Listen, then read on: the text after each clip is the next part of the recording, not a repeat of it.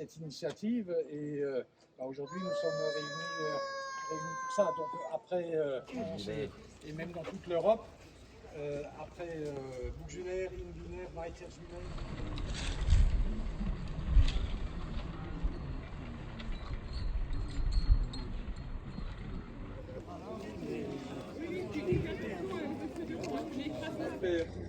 Le couple Kern s'est réfugié à Giromagny dans le territoire de Belfort. Le 27 février 1944, ils sont internés à Drancy, d'où ils sont déportés avec le convoi 69 du 7 mars 1944. Bernard et Hélène Kern sont assassinés à Auschwitz en mars 1944 à l'âge de 62 et 56 ans.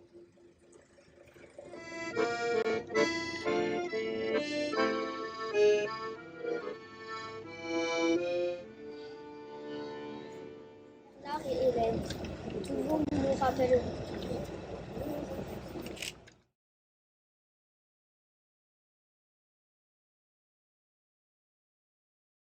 Assassiné par la barbarie nazie il y a 80 ans.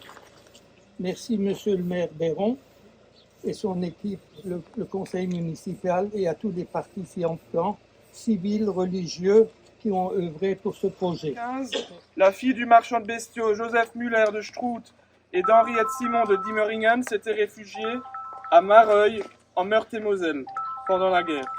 Raflée par la Gestapo en mars 1944 près de Nancy, elle est internée au camp d'Écrouves avant d'être transférée. Comment peut-on imaginer aujourd'hui, 80 ans après, qu'on puisse avoir des difficultés à enseigner la Shoah dans un contexte où l'antisémitisme... Avant qu'on ne vous arrache à la vie, Blondine, 1000 fois sur ces pavés nous trébucherons.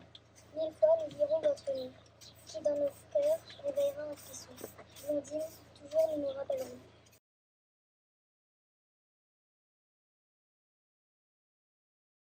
1944.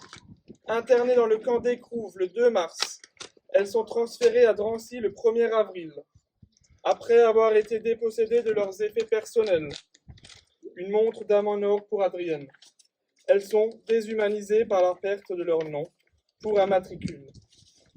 Déportées avec le convoi numéro 71 du 13 avril 1944, le même qu'une certaine Simone Veil, elles sont assassinées à Auschwitz à l'âge de 53 et 60 ans.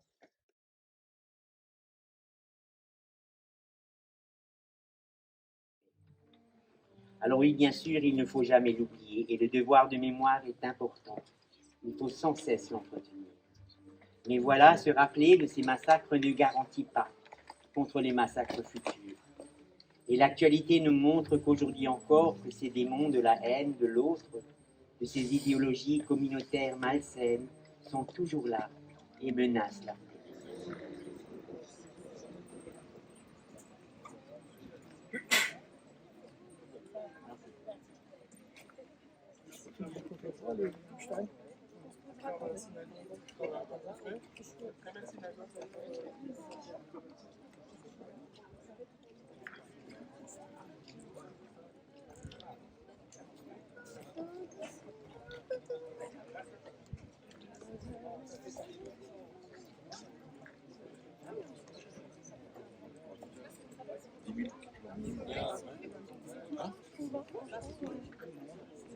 Négociants en bétail et marchands de bestiaux s'étaient réfugiés à Nancy pendant la guerre.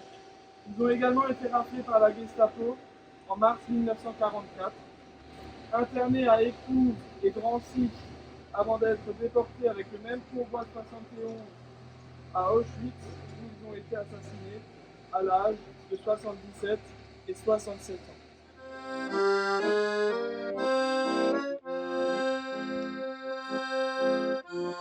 Abraham et Louis, 1000 fois sur ces pavés nous trébucherons, 1000 fois nous lirons vos noms, qui dans nos cœurs réveilleront un frisson. Abraham et Louis, toujours nous nous rappellerons.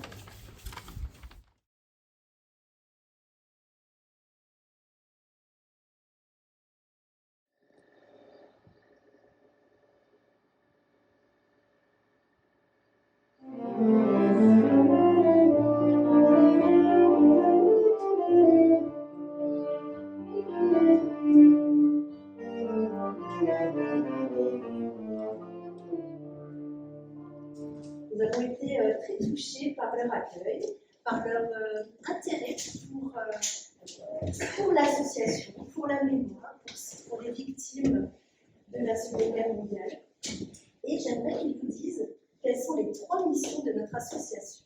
Première mission. Sauvegarder les tombes. Sauvegarder les tombes. Deuxième mission. Animer les cérémonies. Et la troisième mission. Transmettre le flambeau de la vie. Cette mémoire, cette période qui, espérons, ne reviendra plus jamais. Merci à vous, merci aux délégués du Souvenir français pour cette communauté israélite de Shoot et d'ailleurs, dont Rémi Pierre, les grands-parents font partie des victimes que nous honorons aujourd'hui et qui nous a dit quelques mots. Ce pavé doré, installé devant les maisons où ces personnes ont vécu, nous rappelle à notre devoir de mémoire, à ne pas oublier. Les Stolpersteine sont l'occasion aussi de faire en sorte que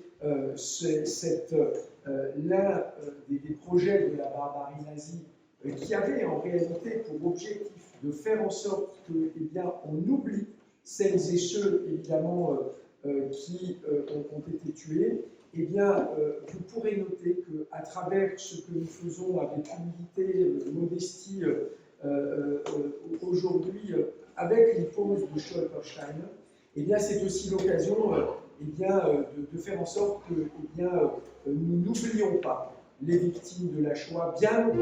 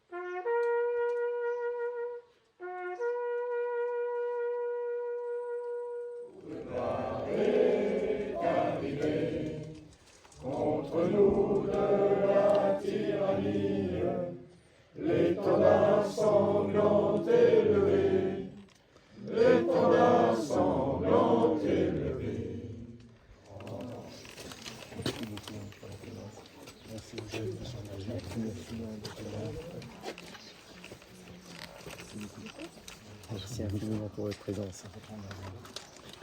Merci beaucoup.